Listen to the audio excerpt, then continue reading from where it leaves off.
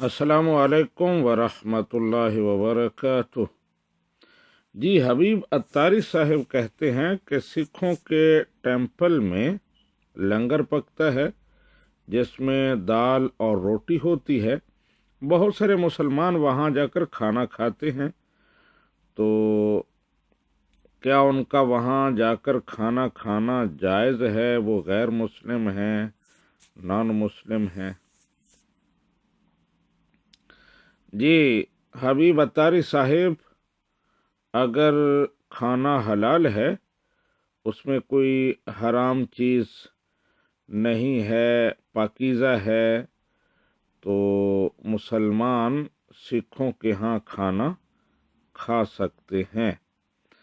لیکن اگر اس میں کوئی حرام چیز ہو اور ان کے بارے میں یہ علم ہو کہ وہ طہارت اور پاکیزگی کا اس طرح خیال نہیں رکھتے، تو پھر نہیں کھانا چاہیے۔ لیکن عام حالات میں کوئی ضرورت مند مسلمان اگر وہاں جا کر کھانا کھاتا ہے تو اس میں کوئی حرج نہیں ہے۔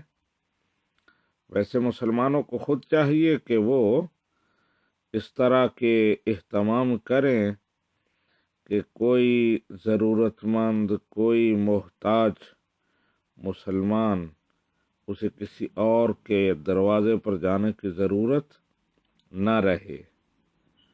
ھذا ما فہمت واللہ ورسولہ اعلم بالصواب۔